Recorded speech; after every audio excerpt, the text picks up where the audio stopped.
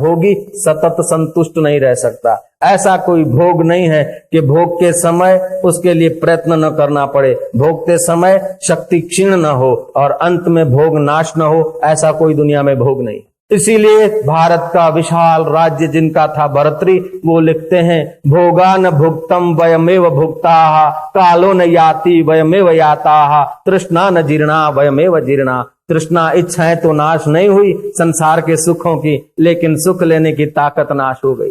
भोग तो पूरे नहीं हुए लेकिन हमारा जीवन पूरा हो गया। दुनिया के जो मजे हैं हरगिज कम न होंगे, चर्चे यही रहेंगे, अफसोस हम न होंगे। एक दिन ऐसा आएगा कि हम न होंगे, लोग हमें शमशान में पहुंचा कर आएंगे, उसके पहले लोग हमें शमशान में छोड़ाएं, उसके पहले हम अपने मन को जरा परमात्मा में छोड़ाएं तो कितना अच्छा होगा, कितना सुंदर होगा, कितनी मंगलकारी जिंदगी शुरू हो जाएगी। वैदिक काल की बात है, एक सम्राट घूमने गया, रात्रि हो गई, पूनम की रात रही होगी। लौटते समय दूसरे रास्ते से आया, एक झोपड़ी दिखी, देखा कि इस जंगल में कौन बेचारा रहता है। झोपड़ी में जरा झांका कि एक टाट का टुकड़ा, उस पर कोई बैठा है और ज्ञान मुद्रा में परमात्मा के ध्यान में मस्त लगता है। कोई भिखारी है, कोई साधु है। सम्राट ने आवाज लगाया, साधु बाहर आए, बोले क्या है? बोले आप इस झोपड़ी में रहते हैं?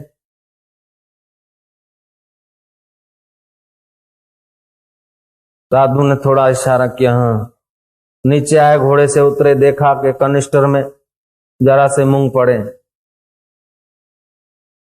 जो रजाई है उसको कई चिथड़े लगे हैं, टाट का टुकड़ा है, बर्तन टूटा फूटा है और झोपड़ा ऐसा कि दिया जलाने की जरूरत नहीं पड़ती, चंद्रमा के किरणों टिमटिमाते हैं, दिया बत्ती नहीं है, तेल भी नहीं, केरोसिन भी नहीं।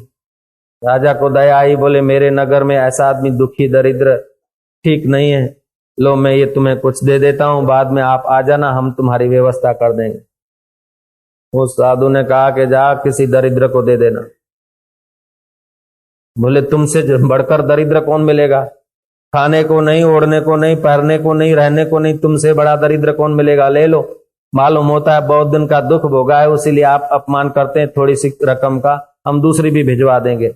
बोले दूसरी अपने पास रखो, ये भी तुम ले लो, मेरे को नहीं चाहिए।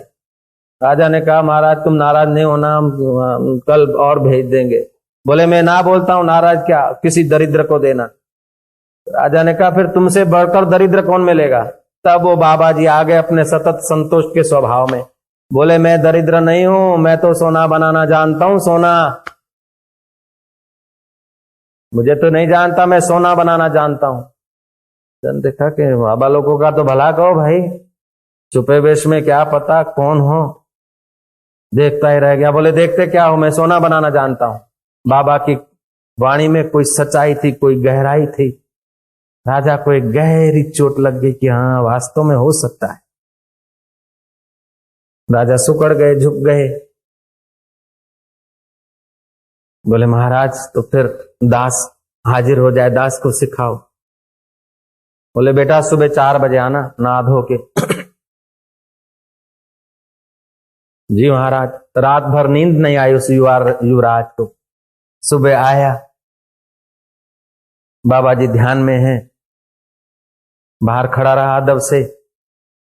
बाबा जी ने ध्यान खोला, बोला अड़ गया कि हाँ। बोले अब ऐसा कर, तूने मेरे को कहा मैं दरिद्र हूं, अब मैं दरिद्र हूं कि तू दरिद्र? तू मांगने आया मेरे से, मैं देऊंगा तब तू लेगा सोना बनाना। तूने मेरे को कहा तुम दरिद्र हो, अब बता तुम दरिद्र कि मैं दरिद्र? राजा और राजकारणी लोग किस समय कहां झुकना और कहां अकड़ना वो तो जानते, तभी तो बेचारे राज कर सकेंगे। बोले यहां झुकने का मौका है। बोले महाराज हुक्म, दास दरिद्र है। बोले तू 7 बार कह मैं दरिद्र और तुम सम्राट, मैं दरिद्र तुम सम्राट।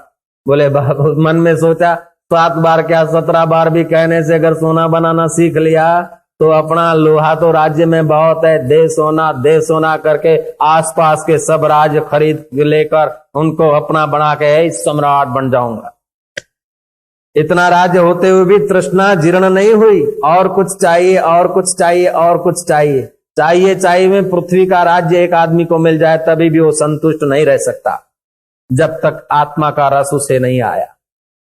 गीताकार ने बहुत सुंदर बात कही है, संतुष्ट सततम योगी। ऐसा नहीं कहा संतुष्ट सततम धनवान, संतुष्ट सततम रूपवान, संतुष्ट सततम आदमी, संतुष्ट सततम माया, संतुष्टम सततम साधु, संतुष्टम सततम गृहस्थी, ऐसा नहीं कहा। लेकिन जिसने आत्म परमात्मा का योग कर लिया वो सतत संतुष्ट रहता है। जो आत्मा के रस से विमुख है उसका सतत संतोष, सतत आनंद नहीं रह सकता है। राजा ने कहा महाराज मैं दरिद्र आप। बोले देख सोना बनाना सीखना है तो आज्ञा का पालन करना होगा। बोले महाराज कहो। कान पकड़ उठ बैठकर, मैं दरिद्र तुम स्वामी, मैं सेवक तुम स्वामी। बोले बाबा जी तो सीधी बात है, मैं सेवक तुम स्वामी, मैं सेवक। 10 5 15 दंड बैठक लगा दी। युवा तो था ही। महाराज जो कान पकड़ के दंड बैठक लगाई, सुबह का समय था, बाबा जी ध्यान करते थे, वो वाइब्रेशन थे, श्वासोश्वास चला, प्राण अपान की गति टकराई, थोड़ा सा सुषुम्ना का द्वार खुला रहा होगा अथवा तो प्राणायाम का प्रभाव और वाइब्रेशनों का प्रभाव से उसकी थोड़ी सी चित्तवृत्ति सात्विक हुई। बोले बेटा अच्छा थोड़ी देर बैठ जा, मैं जरा सोचता हूं। ध्यान व्यान लगाकर, सोचना तो क्या था, ध्यान लगाकर उसकी कल्याण की जरा सी भावना कर दी। दिन उग गया। बोले आज तो नहीं होगा, थोड़े दिन आता जा, जब मेरे को मौज आएगी ना तब मैं सिखा दूंगा। तो युवराज गया, कथा कहती। दूसरे दिन आया, बाबा ने दूसरे ढंग का कुछ बिठाया, कुछ प्राणायाम कराया।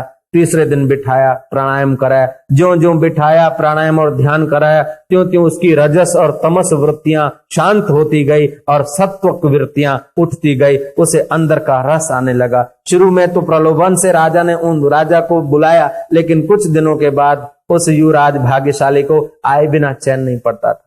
और आए बिना चैन नहीं पड़ता था तब राजा को देखा कि अब पात्र है, ध्यान में बिठाया और थोड़ी संप्रेक्षण शक्ति का और धक्का मार दिया और महाराज उसकी समाधि लग गई।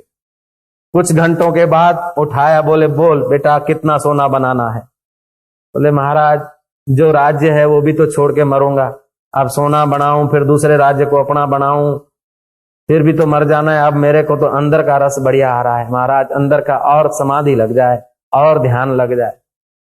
बोले बेटा अब बता तू पहले राजा था कि अभी राजा है। बोले महाराज पहले तो दरिद्रता को छुपाने के लिए बाहर से राजा था, लेकिन अभी पता चला कि अभी मैं दिल का राजा हो गया हूं। अब मुझे अंदर से संतोष मिल रहा है। संतुष्ट सततम योगी यत आत्मा दृढ़ निश्चया मई अर्पित मनोबुद्धि यो मद भक्त समय प्रिय। जितने अंश में हमारी आंतरिक यात्रा होती है उतना उतना हमारा आंतरिक राज्य होगी। सतत संतुष्ट